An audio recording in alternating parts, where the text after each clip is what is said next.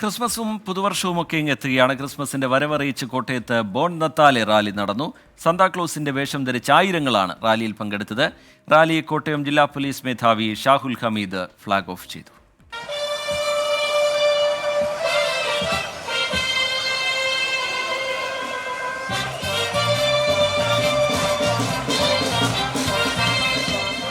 ചുവപ്പ് വസ്ത്രം ധരിച്ച് തൊപ്പിയും വെച്ച് ബലൂണുകളുമായി അവർ അണിനിരുന്നപ്പോൾ ഇത്തവണത്തെ ക്രിസ്മസിനായും കോട്ടയം ഉണർന്നു.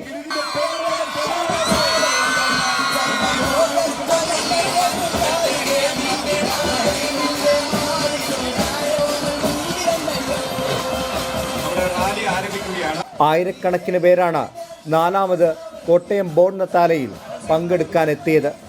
കോട്ടയം പോലീസ് ഗ്രൗണ്ടിൽ നിന്നും ആരംഭിച്ച റാലി ജില്ലാ പോലീസ് മേധാവി ഫ്ളാഗ് ഓഫ് ചെയ്തു.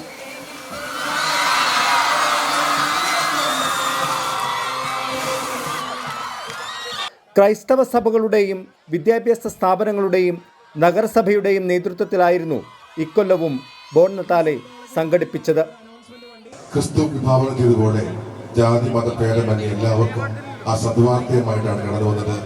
ആ സദ്വാർത്ത സമാധാനവും ശാന്തിയും നമ്മുടെ വ്യക്തി ജീവിതത്തിലും കുടുംബ ജീവിതത്തിലും സമൂഹ ജീവിതത്തിലും എല്ലാവർക്കും ഉണ്ടാകട്ടെ. നഗരം ചുറ്റിയുള്ള റാലി കോട്ടയം മാമൻ മാപ്പിള ഹാളിലാണ് സമാപിച്ചത്. മന്ത്രി VN വാസവൻ ക്രിസ്മസ് ആഘോഷങ്ങളുടെ ഉദ്ഘാടനം നിർവഹിച്ചു.